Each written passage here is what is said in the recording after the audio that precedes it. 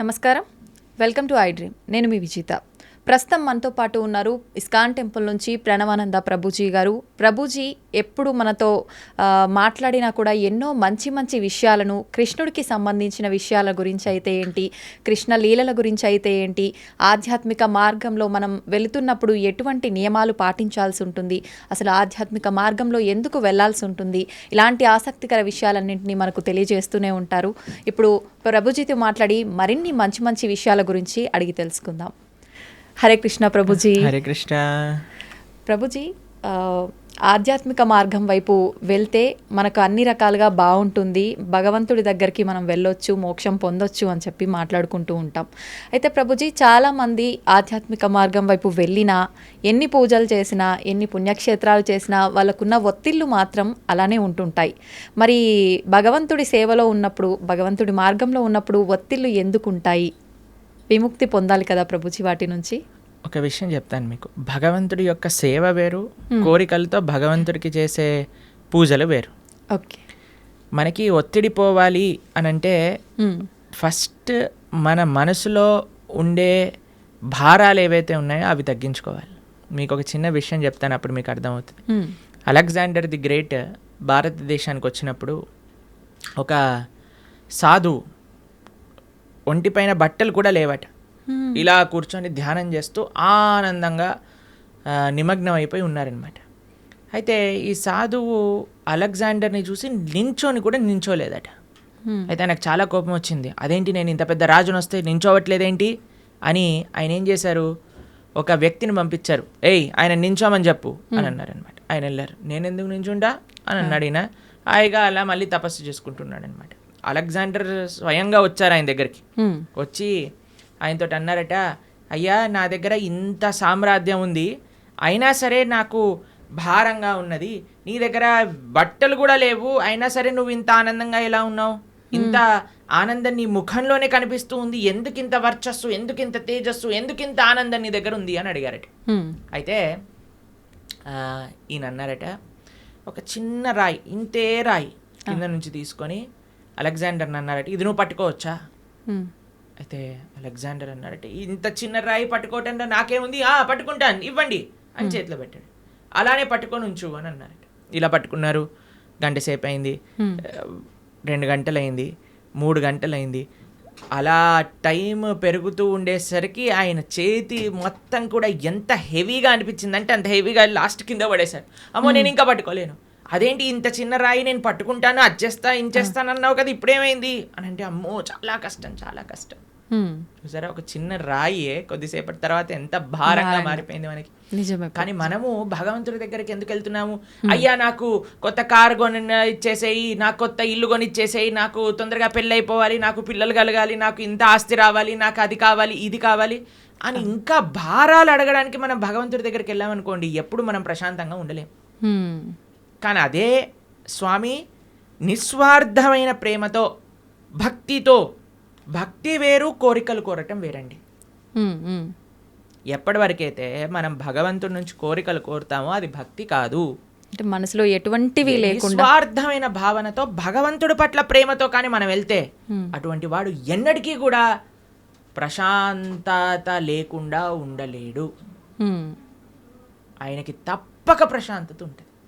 ఎవరైతే నిస్వార్థమైన ప్రేమనే మనకి ప్రశాంతత, మీరు అంటున్నారు కదా, ఆ సాటిస్ఫాక్షన్ అనేది ఇస్తుంది. ఒక ఆయన అంటే చాలా తీర్థయాత్రలు చేస్తూ ఉండేవారట.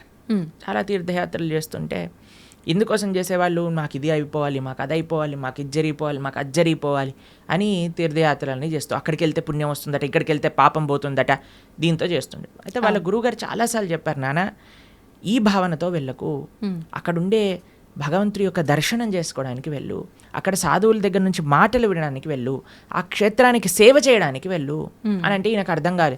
నేను వెళ్ళాలి, మునగాలి, అన్ని దర్శనాలు చేసుకోవాలి, ఎందుకంటే పుణ్యం వచ్చేస్తుంది, పుణ్యం వచ్చేస్తుంది, పుణ్యం వచ్చేస్తుంది.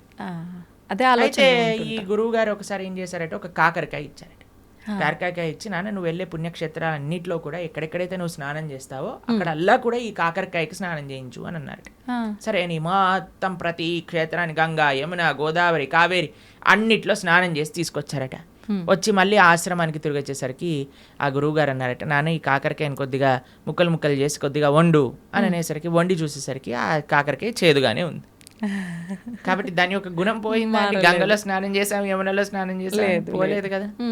ఎప్పటి వరకైతే మనం నిజమైన ఆధ్యాత్మిక మార్గము అని అంటే ఏమిటి? శ్రవణం కీర్తనం విష్ణు స్మరణం పాద సేవనం అర్చనం వందనం దాస్యం సాఖ్యమాత్మ నివేదనం. ఈ నవవిధ భక్తి మార్గాలలో మనం ఉండమో అప్పటి వరకు మన హృదయ శుద్ధీకరణ అనేది జరగదు. ఎంతవరకైతే మన హృదయ శుద్ధీకరణ అనేది జరగదో అప్పటి వరకు మనకు ప్రశాంతత ఉంటుంది అనమాట. అలాంటి తీర్థయాత్రలకు వెళ్ళటం తప్పని చెప్పట్లేదండి. ఏ భావనతో వెళ్ళాలి? సేవా భావనతో వెళ్ళాలి. ఏ భావనతో వెళ్ళాలి? భగవంతుడి పట్ల ప్రేమతో వెళ్ళాలి. ఏ భావనతో వెళ్ళాలి? అక్కడ నుంచి ఏం నేర్చుకోవచ్చు, ఏం తెలుసుకోవచ్చు అనే భావనలోకి వెళ్ళాలి. కానీ ఏదో పుణ్యం వచ్చేసేయాలి, పాపం పోవాలి, ఏదో సైట్ సీయింగ్గా ఇలా వెళ్తే ఏం ప్రయోజనం లేదు. ఇప్పుడు చూడండి, ఏ క్షేత్రాలకు వెళ్ళినా మనం 4 ధామ్లో చూస్తూ ఉన్నాం. అందరు కూడా కెమెరాలు పట్టుకొని రికార్డింగ్స్ చేయడానికి, వ్లాగింగ్స్ చేయడానికి వెళ్తున్నారట. అవును ప్రభుజీ. కేదార్నాథ్, బద్రీనాథ్ ఇలాంటి క్షేత్రాలన్నిటికీ కూడా బృందావనంలో అందరు రీల్స్ చేయడానికి వెళ్తున్నారు. ఇలా చేస్తే మనకి భక్తి ఎటువంటి ప్రయోజనం రాదండి. ఇంకా మనల్ని కర్మబంధంలో ఇంకా చిక్కుకుంటాం, కానీ మనం చర్మబంధం వీడలేము. కానీ ఎప్పుడైతే మనం సాధువుల దగ్గర నుంచి శ్రద్ధగా వింటామో, ఎప్పుడైతే మంచి విషయాలు స్మరిస్తామో, ఎప్పుడైతే చక్కగా జపం చేస్తామో భగవన్ నామాన్ని, ఎప్పుడైతే భాగవత రామాయణాదులు చదువుతామో అప్పుడు నిజమైన శుద్ధీకరణ అనేది జరుగుతుంది. అప్పుడు నిజమైన ఒత్తిడి, స్ట్రెస్ అని ఏవేవో అంటున్నాం కదా, అవన్నీ పోతాయి. ఆనందంగా మనం భగవంతుడి దగ్గర ఉండొచ్చు. ఓకే ప్రభుజీ, కొంతమంది అనుకుంటారు నేను భగవంతుడి ధ్యాసలోనే ఉండాలి, ఆయన మొత్తం ఆయనకే అంకితం అయిపోవాలి అంటే కుటుంబ వ్యవహారాల్లో ఉంటుంటారు. కానీ ఎక్కువగా నేను ఆధ్యాత్మికం వైపు నడవాలి అనుకుంటున్నాను అనుకున్నా కూడా మనసు అనేది ఏకాగ్రత ఉండదు. అటువంటి వారు ఏం చేయాలి ప్రభుజీ? ఇలాంటివన్నీ గొడవలైనాక నెక్స్ట్ మూమెంట్ అనిపిస్తుంది నిజంగానే. తర్వాత అయిపోయాక అంతా బాగుంది దేవుడి పక్కన మనము మన సంసారంలో ఉంటాం. అవునవును. దీన్ని శ్మశాన వైరాగ్యము అని అంటారు. కాబట్టి దీంతో పనికి రాదండి. మనము to start with regular spiritual practice ఉండాలి. మనం ఏమనుకుంటామంటే ఇప్పుడు నేను మొత్తము కూడా ఈ సంసారంలో ఉంటాను, ఒక సమయానికి సంసారానికి పులి స్టాప్ పెట్టేసి మొత్తం ఆధ్యాత్మికం అయిపోతాను. అలా అవ్వదండి ఎప్పుడు కూడా. మనము బ్యాలెన్స్ నేర్చుకోవాలి, మనకి ప్రియారిటీస్ ఉండాలి.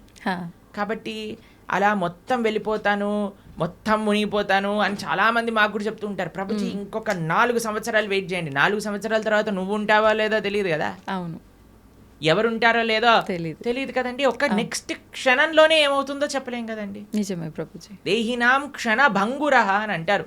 తామరాకు పైన నీటి బొట్టు లాంటిది అనమాట మానవ జన్మ. ఇప్పుడు చూస్తున్నాం మనం, అసలు ఆశ్చర్యపోతుంది. అసలు మీరు ఎప్పుడైనా ఇంటర్నెట్లో చూసారనుకోండి, ఒకళ్ళు ఇలా పెళ్ళిళ్ళల్లో డాన్స్ చేస్తూ వెళ్ళిపోతారు. చిన్న చిన్న పిల్లలు, ఇప్పుడు వయసుతో సంబంధం లేదు హార్ట్ అటాక్ రావడం.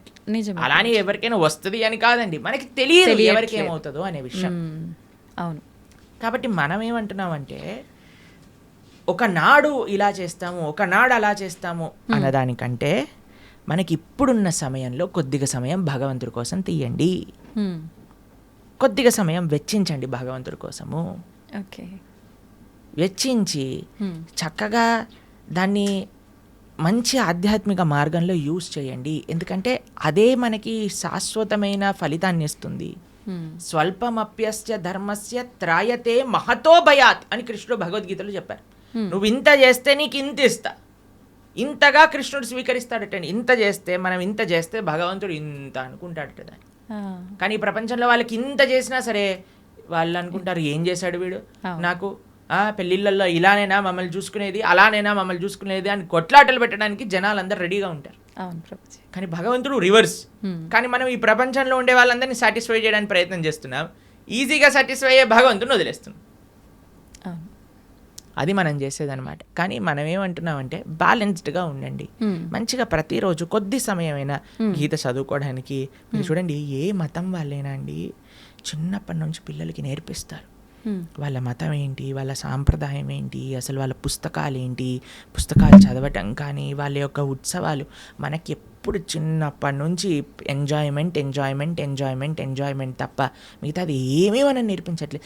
ఎంతమంది తల్లిదండ్రులు పిల్లలకి గీతా భాగవతాదులు చెప్తున్నారు చెప్పండి ఒకసారి? చాలా తక్కువగా ప్రభుజీ. అప్పుడు మన ధర్మం ఎలా ముందుకెళ్తుంది చెప్పండి? కాబట్టి మనం జాగ్రత్తగా కొద్దిగా టైం తీసుకొని ప్రతిరోజు కానీ మనం చదువుతూ పిల్లలకి చెప్తూ ఉంటే అప్పుడు కరెక్ట్ సమాజం అనేది మంచిగా ఉంటుంది, దృఢంగా ఉంటుంది. అది ముఖ్యం అన్నమాట.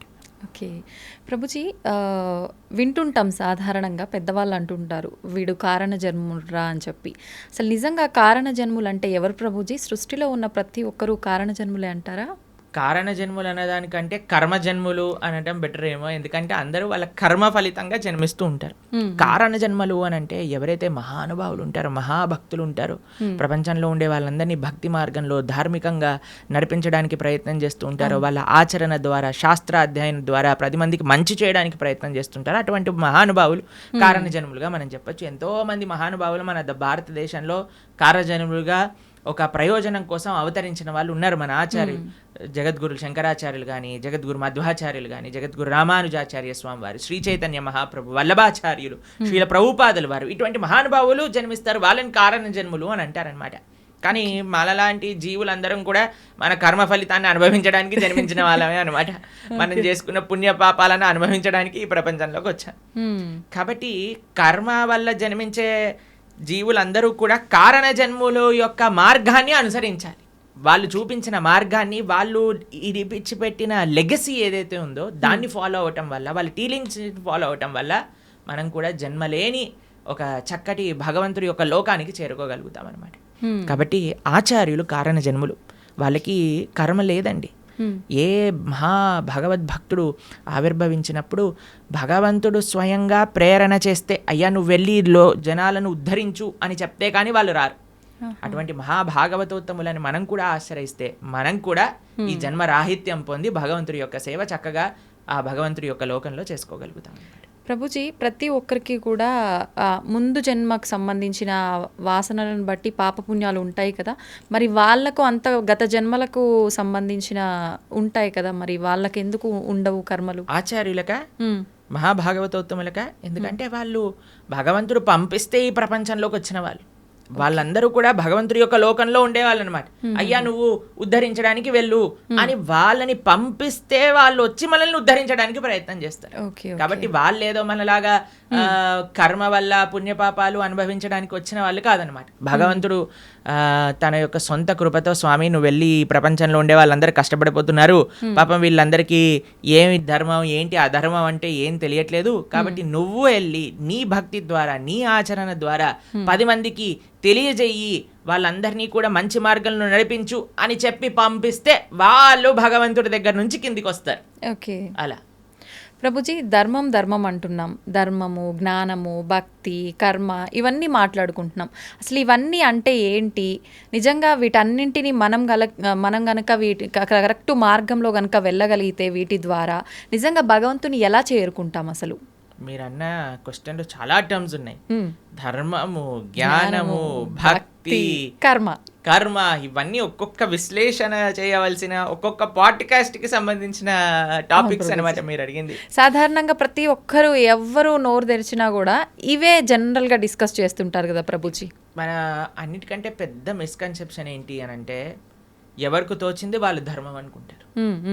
నాకు తెలిసిందే ధర్మము, అంతే, నేను ఇది ఇలా చేశాను కాబట్టి ఇదే ధర్మము, నాకు ఇలా తెలుస్తుంది కాబట్టి ఇదే భక్తి, నేను ఇచ్చేస్తాను ఇదే నాకు జ్ఞానము, నాకున్నదే గొప్ప జ్ఞానము. ఇదంతా కాదండి, చాలా సింపుల్. ధర్మస్తు సాక్షాత్ భగవత్ ప్రణీతం. ధర్మం అంటే భగవంతుడు చెప్పింది. భగవంతుడు ఏం చెప్పాడు, ఎక్కడ చెప్పాడు మీకు తెలుసా? తెలీదు. భగవంతుడు అసలు ఏం మాట్లాడారు, అసలు ఏం చెప్పారు అనే విషయం తెలుసా మనకి? భగవంతుడు చెప్పింది భగవద్గీత. మనకి బేసిక్ ధర్మం. ఎవరైనా అనుకున్నారనుకోండి, అరే నాకు మన సనాతన ధర్మంలో చెప్పిన ధర్మం ఏంటి తెలుసుకుందాము అని అనుకుంటే వాళ్ళు అసలు ఏం చదవాలి? భగవద్గీత చదవాలి ప్రభుజీ. భగవద్గీత కంపల్సరీగా చదవాలి మన సనాతన ధర్మంలో. ఎందుకంటే అది ప్రస్థానత్రయములో ఒక పుస్తకం. అన్నిటికంటే మెయిన్ ఫిలాసఫికల్ అండర్స్టాండింగ్, అసలు ధర్మం అంటే ఏమిటి అని తెలుసుకోవడానికి, సనాతన ధర్మం అంటే ఏమిటి తెలుసుకోవడానికి భగవద్గీత తప్పకుండా అధ్యయనం చేసి ఉండాలి. ఎంతమంది హిందువులు భగవద్గీత చదివిన వాళ్ళు ఉన్నారు చెప్పండి? ఎంతమంది అధ్యయనం చేసిన వాళ్ళు ఉన్నారు చెప్పండి? చాలా మందికి ఇంట్రెస్ట్ ఉందండి. ఎందుకంటే కాలం వాళ్ళైతే చదువుతుంటారు. మీరు అలా అనుకుంటున్నారు. మేము ఇప్పుడు భగవద్గీత నేర్పిస్తున్నప్పుడు 3rd క్లాస్ పిల్లల నుంచి 10th క్లాస్ పిల్లల వరకు ఎంతోమంది పిల్లలు కూడా భగవద్గీత పూర్తిగా అధ్యయనం చేయడానికి రెడీగా ఉన్నారు, చేస్తున్నారు కూడా, ఎగ్జామ్స్ కూడా రాస్తున్నారు. పిల్లలు నోట్బుక్ పెట్టుకొని భగవద్గీతను నోట్ డౌన్ చేసుకుంటుండే పిల్లలు చాలామంది మన దగ్గర ఉన్నారు. మా యూట్యూబ్ ఛానల్లో మేము భగవద్గీత చెప్పినప్పుడు సుమారుగా 10 లక్షల మంది వీక్షించారు. కాబట్టి ఉన్నారు జనాలు, కానీ ఆ అవేర్నెస్ ఇంకా పెరగాలి. భగవంతుడు చెప్పింది ధర్మం కానీ ఇక్కడ అక్కడ చెప్పింది ధర్మం కాదు, వీడు వాడు చెప్పింది ధర్మం కాదు. భగవంతుడు చెప్పిన ధర్మానే మనం మాట్లాడాలి. ఇప్పుడు మీరు అడగచ్చు, ప్రభుజీ మరి మీరు చెప్పింది ఎందుకు మేము వినాలి? ఎందుకంటే భగవద్గీతలో చెప్పినది మాత్రమే, భాగవతాది శాస్త్రములలో చెప్పినది మాత్రమే మేము ప్రస్తావన చేస్తాం. మా సొంతంగా ఒక్కటి కూడా అటు ఇటు కల్పించి చెప్పామనుకోండి, అది ధర్మం అవ్వదు అనమాట. ధర్మం అంటే భగవంతుడు చెప్పింది ధర్మము, అది చెప్పేవాళ్ళు ధార్మికులు, దాన్ని ఆచరించే వాళ్ళు ధార్మికులు. ఇది ముఖ్యమైన విషయం అనమాట. కాబట్టి ధర్మం అంటే ఏంటి? భగవంతుడు చెప్పింది ధర్మం, భగవంతుడు ఏమి చెప్తే అది ధర్మము. ఓకే. తర్వాత రెండవ విషయం మీరు అడిగారు, ఏంటి? జ్ఞానం. జ్ఞానం అంటే ఏంటి? భగవంతుడు గురించి తెలుసుకోవటమే జ్ఞానం. ఎవరైతే భగవంతుడి గురించి తెలుసుకుంటారో, భగవంతుడు చెప్పింది భగవద్గీత అనుకున్నాం, మరి భగవంతుడి గురించి తెలుసుకోవాలంటే ఏ పుస్తకం చదవాలి? భాగవతం చదవాలి. భాగవతం భగవంతుడి గురించి చెప్పేది, భగవద్గీత భగవంతుడు చెప్పినది. ఈ రెండూ కానీ మనం చదువుకున్నాం అనుకోండి, మనకి భగవంతుడు అంటే ఏమిటి, అసలు భగవంతుడు మనల్ని ఎందుకు సృష్టించారు, అసలు మన కర్తవ్యములేంటి, భగవంతుడిని ఎలా పొందాలి, భగవంతుడికి మనకి ఉండే సంబంధం ఏంటి, అన్ని విషయాలు అర్థమైపోతాయి అన్నమాట. కాబట్టి జ్ఞానము ధర్మము ఈ రెండు మనం విన్నాం. తర్వాత మూడవది మీరు అడిగినారు భక్తి. భగవంతుడిని చేరే మార్గమే భక్తి. భగవంతుడిని చేరుకోవడానికి ఎన్నో మార్గాలు ఉన్నాయి. అన్నిటికంటే సులభమైనది, అన్నిటికంటే శ్రేష్టమైనది, అన్నిటికంటే ఆనందకరమైనది, అన్నిటికంటే సులభమైనది, అన్నిటికంటే మహోన్నతమైనది ఏదన్నా ఉంటే అది భక్తి మార్గము. తర్వాత లాస్ట్ మీరు అడిగింది కర్మ. మనం చేసే దాన్ని అన్నిటికీ కూడా మనకి రివర్స్లో మరి చేసిన దాన్ని వస్తుంది. ఇది బేసిక్ డెఫినేషన్. కర్మ ఈజ్ వెరీ కాంప్లికేటెడ్, కానీ మనం చేసిన దాని నుంచి మనం తప్పించుకోలేము. ఇది గుర్తుపెట్టుకోవాలి. మనం చేసిన పుణ్యము మనకు వస్తుంది, మనం చేసే పాపము మనకు వస్తుంది, మనం చేసిన భక్తి యొక్క సుకృతి కూడా మనతో పాటు ఉంటుంది. ఇది అర్థం చేసుకోవటం కర్మ. ఇది చాలా డీప్ విషయాలు. మళ్ళీ ఎప్పుడైనా మనకి సమయం ఉన్నప్పుడు కర్మ గురించి, జ్ఞానం గురించి, భక్తి గురించి, అలానే ధర్మం గురించి ఇంకా మనం డీప్గా డిస్కస్ చేసుకోవచ్చు అనమాట. ప్రభుజీ, భక్తి అంటున్నాం. అసలు భక్తి అంటే భగవంతుడికి శరణాగతి చేయడమే అంటారా ప్రభుజీ? సర్వధర్మాన్ పరిత్యజ్య మామేకం శరణం వ్రజ. కరెక్ట్. భక్తి అంటే భగవంతుడికి శరణాగతి చేయడం. అసలు శరణాగతి అంటే ఏంటి? స్వామి నీవు నచ్చింది చెయ్యి, నీకు నచ్చింది, నీకు ఏది కరెక్ట్ అనిపిస్తే అది చెయ్యి. ఒక బేసిక్ ఆస్పెక్ట్ ఆఫ్ శరణాగతి ఏంటి అని అంటే భగవంతుడి పట్ల మనం డిమాండ్ చేయకూడదు, నాకు ఇది మంచిది ఇదే చేయాలి నువ్వు. అలా కాదు, అయ్యా నువ్వు ఏం చేసినా సరే నాకు మంచే చేస్తావు అని మన మనసులో ఉండే భావన. అవశ్య రక్షివో కృష్ణ, నువ్వు తప్పకుండా నన్ను రక్షిస్తావు స్వామి, నువ్వేం చేసినా కరెక్టే చేస్తావు, కాబట్టి నువ్వు నచ్చిందే చెయ్యి తండ్రి అని ఫస్ట్ అన్నిటికంటే బేసిక్ విషయం చెప్తున్న శరణాగతిలో. కనీసం ఇది భగవంతుడి దగ్గర అనగలగాలి. కానీ భగవంతుడి దగ్గరికి ఇప్పుడు పూజలు, వ్రతాలు, నోములన్నీ స్టార్ట్ అయిపోతున్నాయి కదా. ఈ నోములో ఇది చేస్తే నాకు ఈ ఫలితం వస్తుంది, ఏ నోము చేస్తే నాకు ఏ ఫలితం వస్తుంది, ఈ స్తోత్రం చదివితే నాకు ఇది అవుతుంది, ఆ పూజ చేస్తే నాకు అది అవుతుంది, ఇన్ని వారాలు ఇది చేస్తే నాకు ఇది అయిపోతుంది. సారీ సార్, ఇది భక్తి కాదు, ఇది కేవలం పూజ, ఆరాధన కాదు. పూజ చేస్తే పుణ్యం వస్తుంది, ఆరాధన చేస్తే భగవంతుడి యొక్క కృప, భగవంతుడి పట్ల ప్రేమ పెరుగుతుందన్నమాట. కాబట్టి తిరువారాధన అని మనము భగవద్భక్తి సాంప్రదాయంలో అంటాం. స్వామి యొక్క ఆరాధన అనేది యూజ్ చేస్తాం. ఆరాధన అంటే ఎప్పుడైతే ప్రేమ ఉంటుందో, అక్కడ ఎటువంటి అపేక్ష ఉండదో అది ఆరాధన అవుతుంది. కానీ నాకు ఇది కావాలి అని మనం చేస్తే అది పూజ అవుతుంది, దానివల్ల పుణ్యం మాత్రమే వస్తుంది, భక్తి రాదు. కాబట్టి మీరు అన్నట్టుగా భగవంతుడి యొక్క పూజ చేయటము లేదా భగవంతుడి యొక్క ఆరాధన చేయడం యొక్క అన్నిటికంటే గొప్ప ఫలితం ఏంటి అని అంటే భగవంతుడికి శరణాగతి చేయుట. స్వామి నేను నీ వాణ్ణి, నీకు చెందినవాణ్ణి, నువ్వు నాకు ఏం చేసినా సరే అది తప్పకుండా కరెక్టే చేస్తావు అని భగవంతుడికి కంప్లీట్ శరణాగతి, శ్రీకృష్ణ భగవానుడికి కంప్లీట్గా శరణాగతి చేయుట, దాన్నే భక్తి అని అంటారు. చాలా కరెక్ట్గా చెప్పారు మీరు. ఆ భావన చాలా శ్రేష్టమైన భావన, అందరూ అలవర్చుకోవాల్సిన భావన అది. ప్రభుజీ, ఒక జీవి ముక్తి పొందాలి అంటే మీరు చెప్పినట్టుగా భగవంతుడికి శరణాగతి చేస్తే ముక్తి పొందొచ్చు అంటారా? అదే మార్గం భగవంతుడి దగ్గరికి వెళ్ళడానికి, భగవంతుడి యొక్క సేవ చేయడానికి మార్గమే భక్తి శరణాగతి. ఇంకే మార్గం లేదు. భగవంతుని చేరుకోవడానికి అన్నిటికంటే ఈజియెస్ట్ మార్గం, అన్నిటికంటే బెస్ట్ మార్గం ఏదన్నా ఉంటే అది భక్తియే.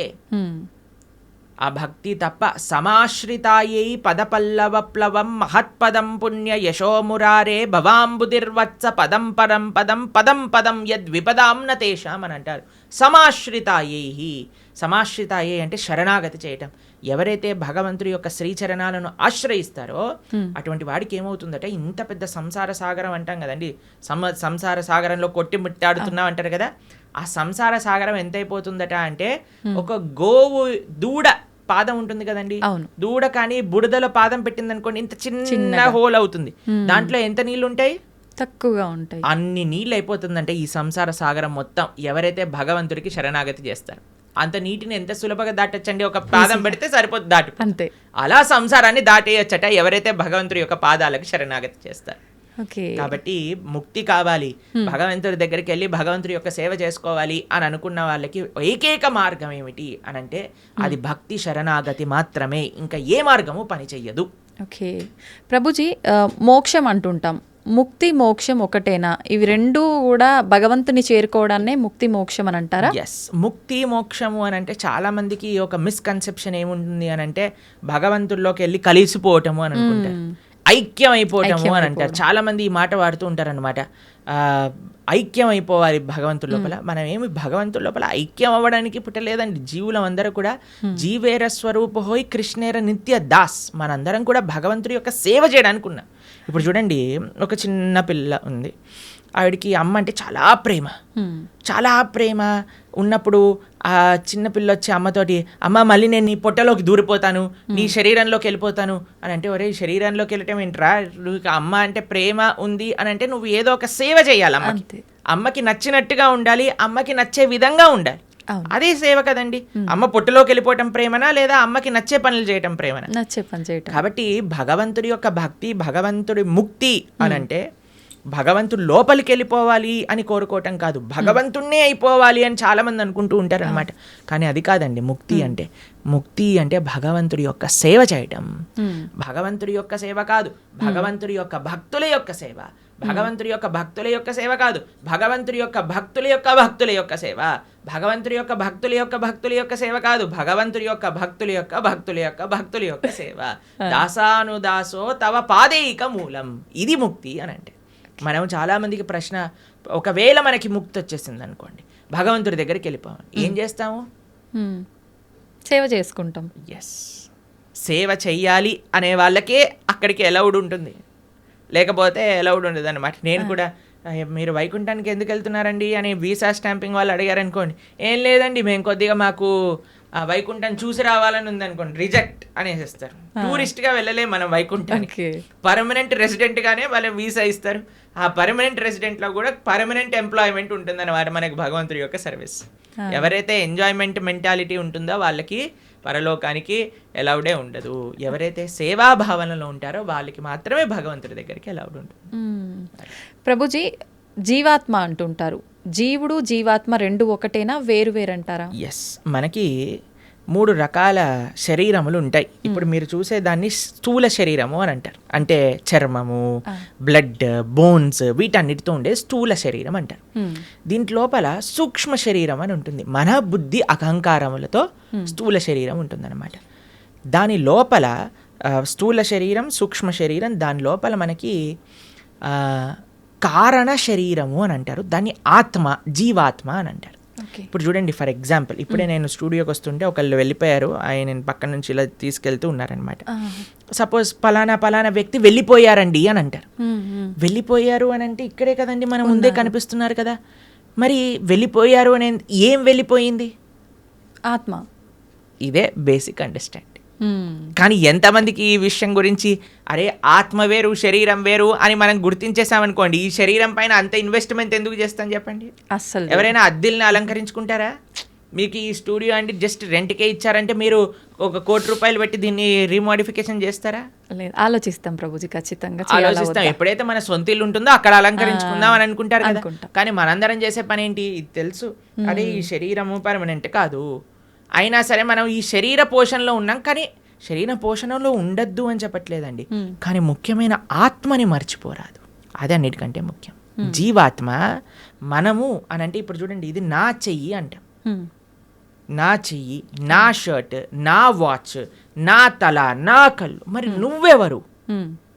నా నా నా నా అంటున్నావు కదా, మరి నువ్వెవరు అని కానీ మనం ప్రశ్న చేసుకుంటే మనకు తెలుస్తుంది మనం ఈ శరీరం కాదు.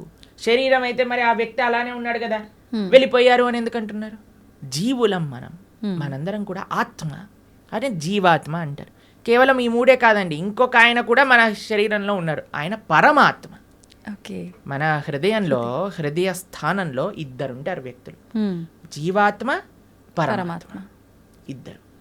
జీవాత్మ ఎప్పుడైతే పరమాత్మను తెలుసుకొని పరమాత్మకు శరణాగతి చేసి పరమాత్మ సేవ చేస్తారో దాన్నే ముక్తి మోక్షము అనేది.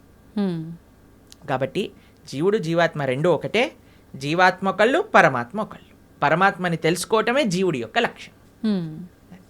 ప్రభుజీ, ఒకసారి ఆత్మ శరీరాన్ని విడిచి వెళ్ళిన తర్వాత మళ్ళీ ఎంత కాలం పడుతుంది మళ్ళీ ఒక జీవిలో రావటానికి?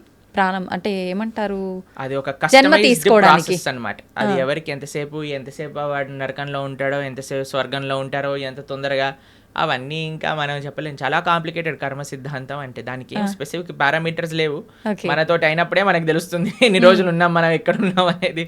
కాబట్టి తప్పకుండా ఒక శరీరం నుంచి వదిలిపెట్టి వెళ్ళాక కొన్ని రోజులు ఆ జీవాత్మ అలానే తిరుగుతారు అని చెప్తారు. అందుకే మనము మంచి పుణ్యకర్మలన్నీ చేయడానికి ప్రయత్నం చేస్తాం. 10, 11, 12 అట్లా ఒక్కొక్కరికి ఒక్కొక్క పద్ధతులు ఉంటాయి.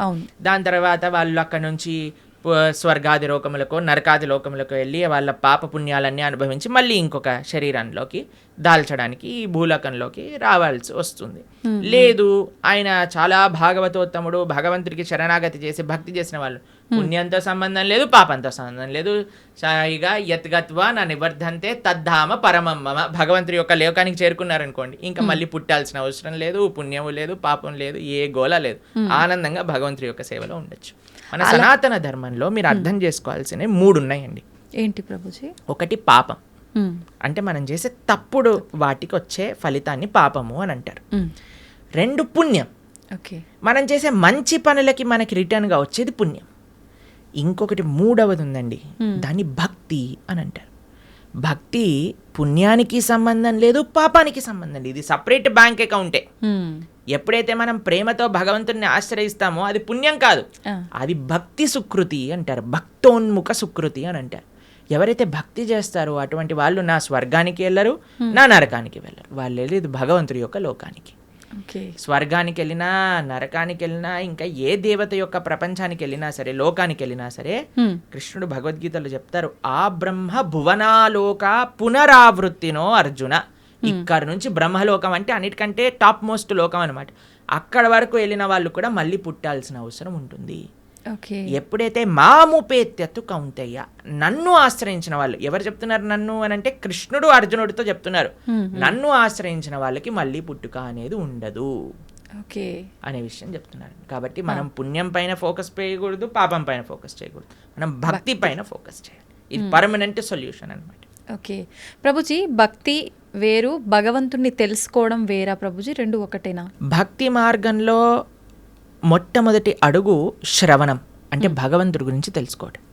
ప్రహ్లాదుని హిరణ్యకశిపుడు అడుగుతారు, అయ్యా నువ్వు స్కూల్కి వెళ్ళావు కదా, బోర్డింగ్ స్కూల్, హాస్టల్కి వెళ్ళావు కదా, ఏం నేర్చుకున్నావు అని అంటే, శ్రవణం కీర్తనం విష్ణు, శ్రవణం అని అంటే భగవంతుడి గురించి వినటము.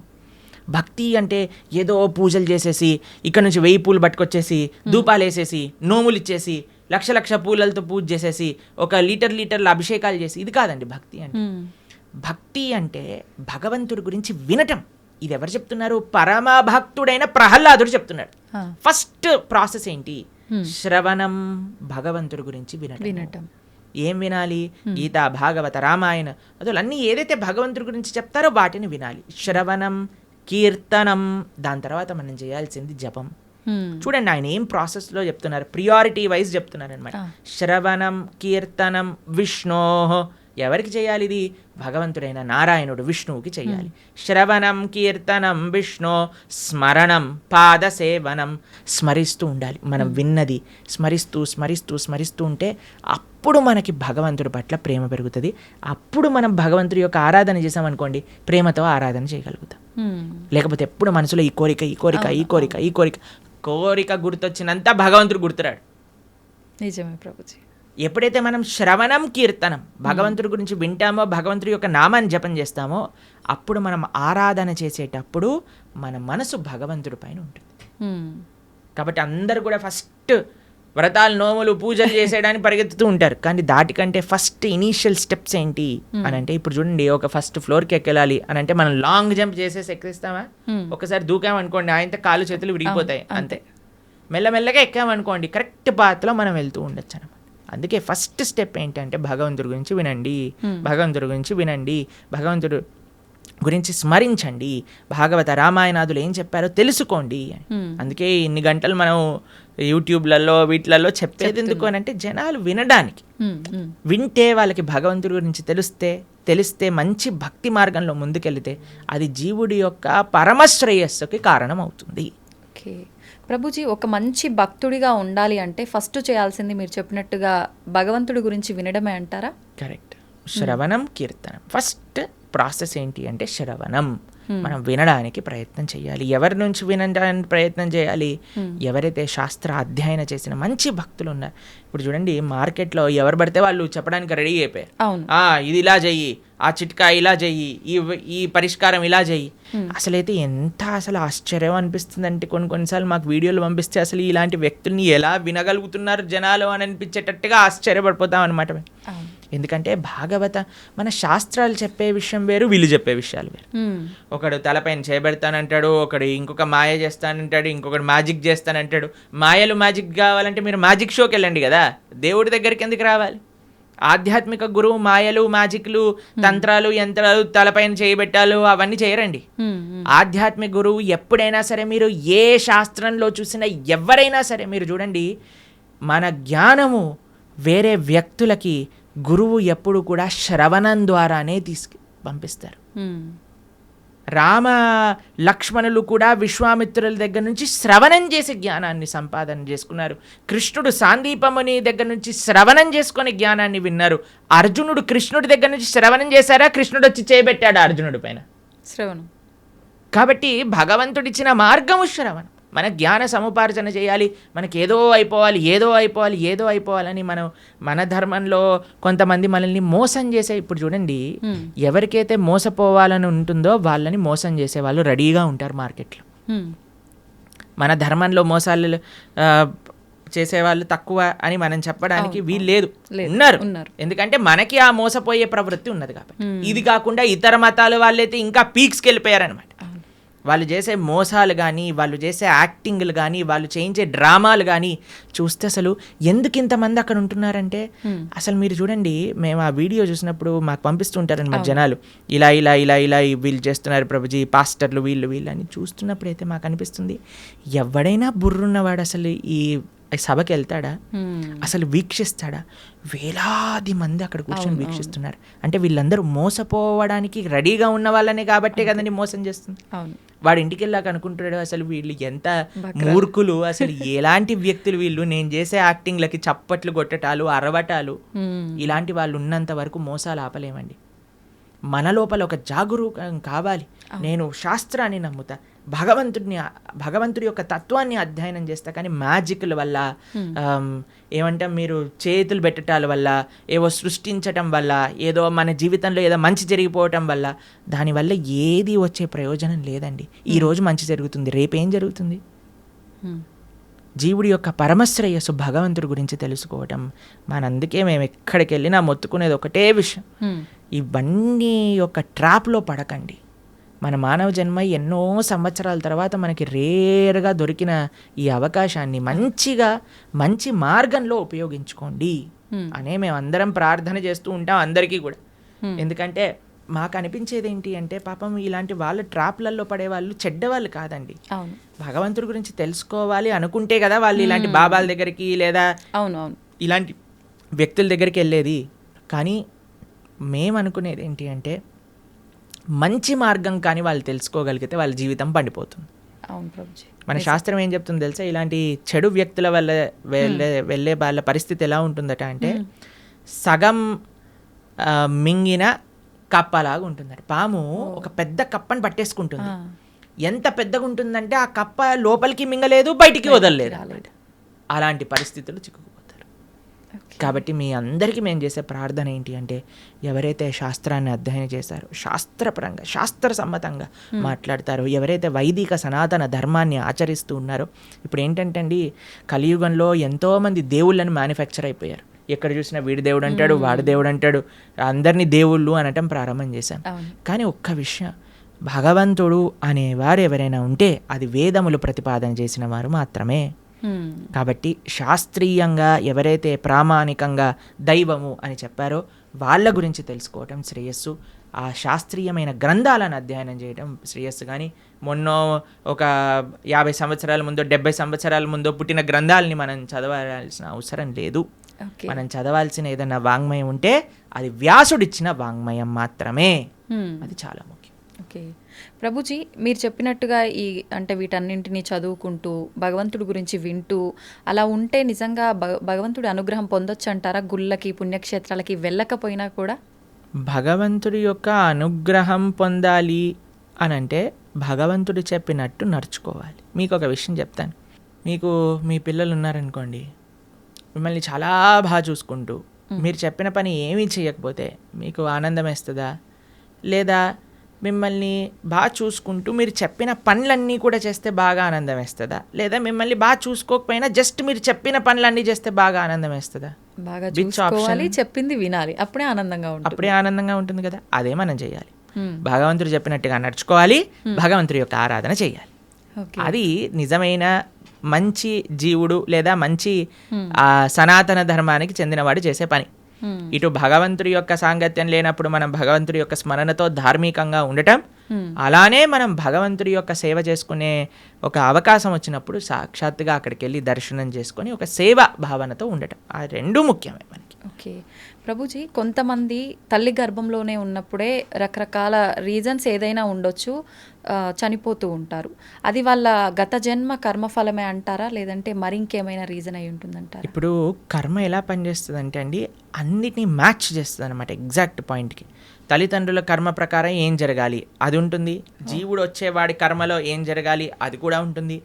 అన్నిటినీ కలిపి మ్యాచ్ చేసి ఒక దగ్గర పంపిస్తుంది.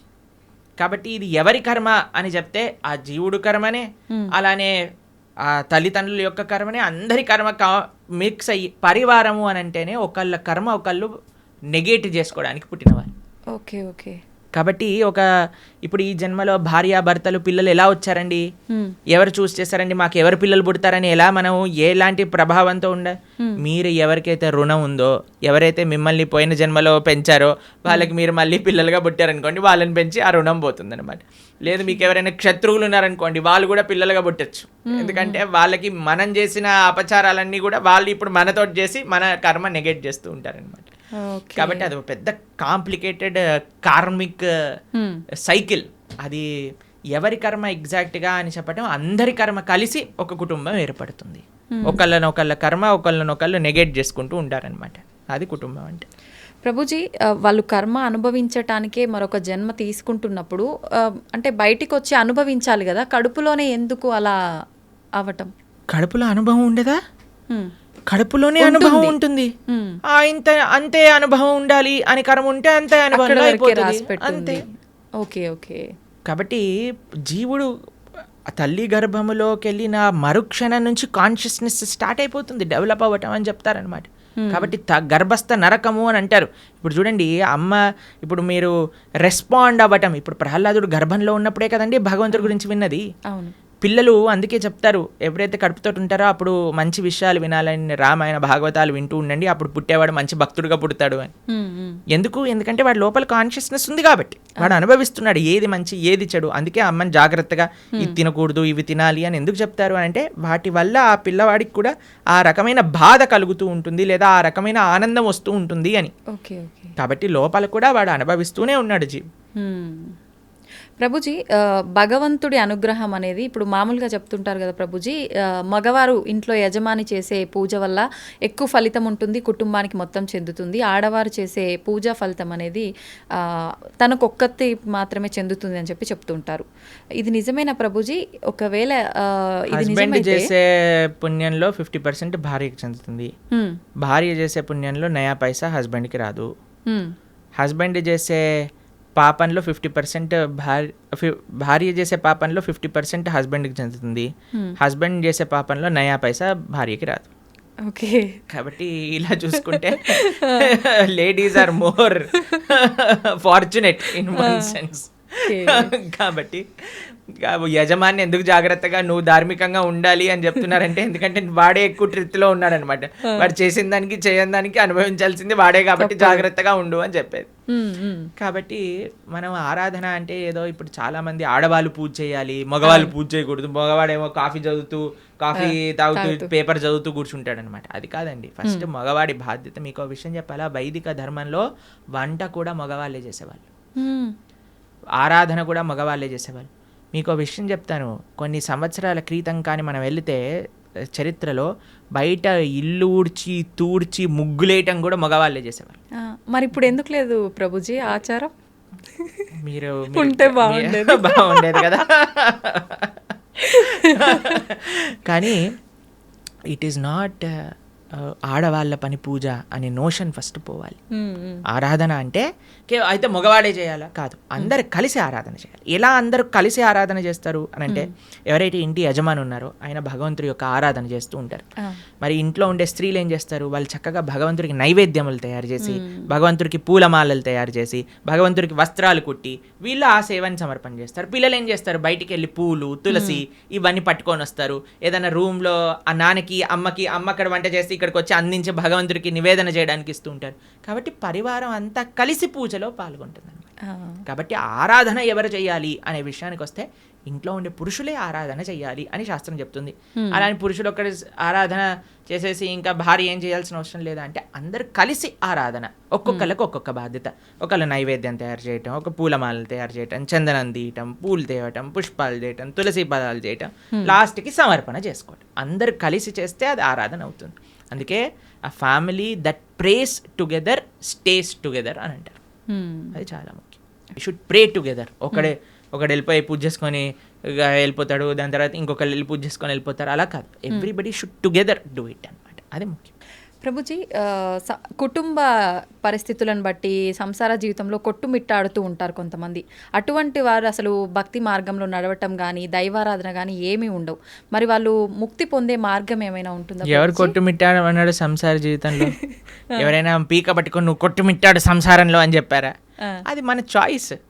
మనం దేనికి సమయం ఇవ్వాలి అని అనుకుంటే దానికి సమయం ఇస్తామండి. మనకి ఏది ప్రియారిటీ, నాకేది ముఖ్యం అంటే దానికి సమయం ఉంటుంది కదండి.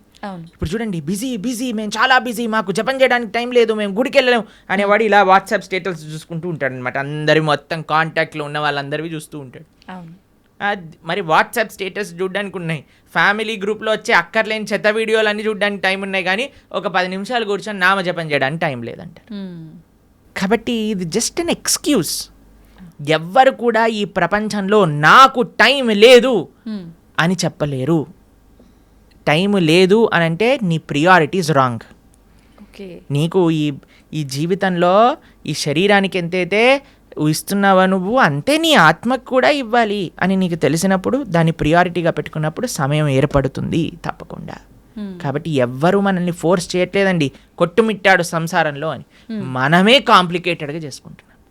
కాబట్టి మనకి ఈ జ్ఞానం వస్తే దీనివల్ల ఏం ప్రయోజనం లేదు.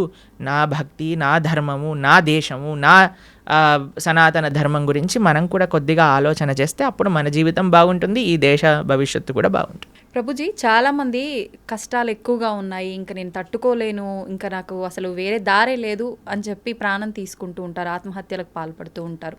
అలా చాలామంది ప్రాణాలు కోల్పోయి కుటుంబం ఇబ్బందులు పడే వాళ్ళు కూడా చాలామంది ఉన్నారు ప్రభుజీ. అటువంటి వారికి మీరు ఇచ్చే ఆత్మహత్య చేసుకోవాలి అనుకుంటున్న వాళ్ళకి ఒక న్యూస్ చెప్తాను. మీరు ఏదైతే బాధతో చనిపోవాలి అని అనుకుంటున్నారో, ఇప్పుడు కానీ చనిపోతే దానికి 1,000,000 రెట్లు అయ్యి మరు జన్మలో ఆ బాధ అనుభవించాల్సి వస్తుంది. ఎన్ని రెట్లు? 1,000,000 రెట్లు. ఇప్పుడే నువ్వు భరించలేదు అని అనుకుంటే 1,000,000 రెట్లు అయ్యాక భరించే అవకాశం లేదు కదండి. కాబట్టి యూ కెనాట్ ఎస్కేప్. ఆత్మహత్య మహాపాతకం. ఎటువంటి పాతకము అని అంటే దానికి ఎటువంటి ఇంకా ఏం చేయలేమన్నమాట. అది మహాపాతకంలో మహాపాతకం. అటువంటి వాడు నరకంలో చాలా ఘోరమైన పరిస్థితులు అనుభవించాల్సి వస్తుంది. మరజన్మలో ఎత్తినప్పుడు 1,00,000 కోట్ల రెట్లు ఎక్కువ బాధ ఆ జీవుడికి అదే పరిస్థితిలో వస్తుంది అనమాట. కాబట్టి తస్మాత్ జాగ్రత్త జాగ్రత్త. ఇప్పుడు చూడండి, ఎవరైనా తాళం చేయి తయారు చేశారంటే దానికి తాళం తయారు చేశారంటే తాళం చేయి లేకుండా తయారు చేయరు కదండి. అలాంటి తాళం ఎక్కడైనా చూసారా? మన ప్రతి ప్రాబ్లంకి సొల్యూషన్ ఉంటుంది, ఓపికతో ఎతకాలంతే. కాబట్టి ఐ అండర్స్టాండ్ చాలామంది కాంప్లికేటెడ్ సిచ్యువేషన్స్లో ఉంటారు. కానీ మీరు ధైర్యంగా భగవంతుడి పైన నమ్మకంతో మీరు ప్రయత్నం చేయండి. ఎటువంటి సిచ్యువేషన్ దీనికి సొల్యూషన్ లేదు ఇంకా అనేది ప్రపంచంలో భగవంతుడు తయారు చేయలేదు. మీరు ధైర్యంతో ఉండండి, భగవంతుడు మీతోటి ఉన్నాడు, మంచి జరుగుతుంది. ఎప్పుడు కూడా ఆత్మహత్య లాంటి విపరీత డిసిజన్స్ మాత్రం తీసుకోకండి. ప్రభుజీ, మీరు అన్నారు అటువంటి పరిస్థితి నుంచి బయటపడే అవకాశం ఉంటుంది, జాగ్రత్తగా ఆలోచించండి. నిజంగా ఆలోచించేంత వీలు ఆ క్షణంలో ఉండదు అనే చెప్పాలి. నిజంగా మనం అంటే వద్దు, మనం ఇలాంటి ఎందుకు లేదు అని అంటే, ఎందుకంటే పిల్లలకి మనం చెప్పట్లేదు కాబట్టి. పిల్లలకి మనం జీవితంలో నుంచి సక్సెస్ ఫస్ట్ రావాలి, 90% ఎక్స్ట్రా, ఐఐటి సీట్ కావాలి, మెడిసిన్లో సీట్ కొట్టాలి. ఎవరైనా చెప్తున్నారా ఏం పర్వాలేదు నాన్న, నువ్వు ఫోటోగ్రఫీ చేసినా పర్వాలేదు, నువ్వు యాంకర్ అయినా పర్వాలేదు అని చెప్తారా పిల్లలకి ఎవరైనా? లేదు. చదువు పైన, లేదా మీరు బ్రహ్మచారి అయినా పర్వాలేదు, నువ్వు సన్యాసి అయినా పర్వాలేదు, నువ్వు ఏదైనా పర్వాలేదు, గొప్పవాడు వాళ్ళు ఆనందంగా ఉండాలని చెప్తారా? ఇవి అసలే డబ్బులు సంపాదన చేయాలి. డబ్బులు సంపాదిస్తే మంచి భార్య వస్తుంది, మంచి భార్య వస్తే మంచి కట్నం వస్తుంది, మంచి కట్నం వస్తే మంచి విలాసంగా ఉంటారు. దీంతో పిల్లల్ని పెంచామనుకోండి, వాడికి ఇది అయిపోతే నా జీవితం ఫెయిల్యూర్ కదా.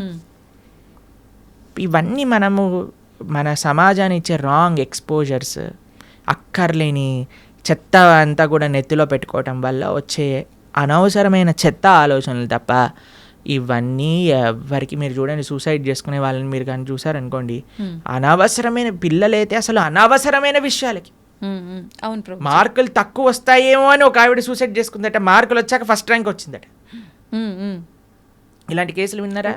Love failure.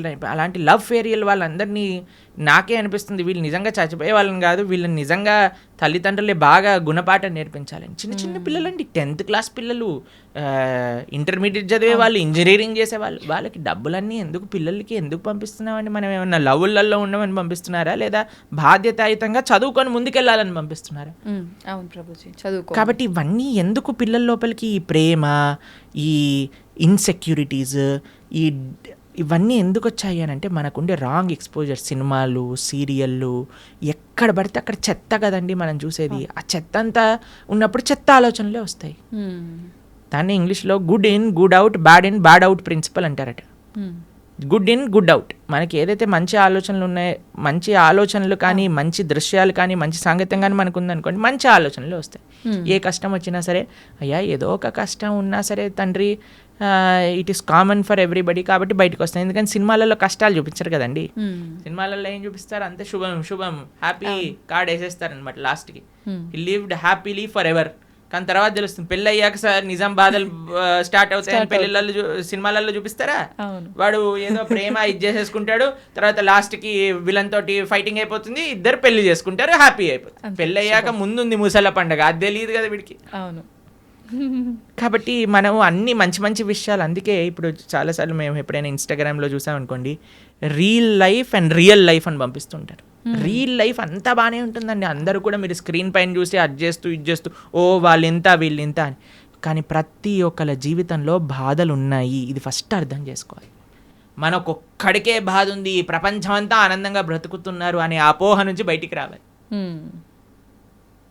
ఈ అపోహ ఫస్ట్ మనకు ఉండకూడదు. అందరూ బాగున్నారు, నేను ఒక్కనే బాధపడుతున్నా, అది కాదయ్యా. అందరూ నువ్వు బయటికి వెళ్ళినప్పుడు ఎలా అయితే ఆనందంగా నటిస్తున్నావో అందరూ అలానే నటిస్తున్నారు.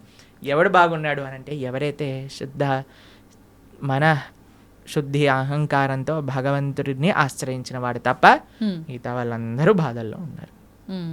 ఇది 110% సత్యం. ఎక్కడ సైన్ చేయమన్నా మేము సైన్ చేసి ఇస్తాం, ఎందుకంటే ఇది శాస్త్రవాక్కు. సవై పుంసాం పరోధర్మో యతో భక్తిర్ అదోక్షచే అహైతుకి అప్రతిహత ఏ ఆత్మ సుప్రదీయతే. ప్రశాంతత కావాలి అంటే భగవంతుని ఆశ్రయించాలి. There is no other way out. Hare Krishna. ధన్యవాదాలు ప్రభుజీ, మంచి విషయాలు తెలియజేశారు.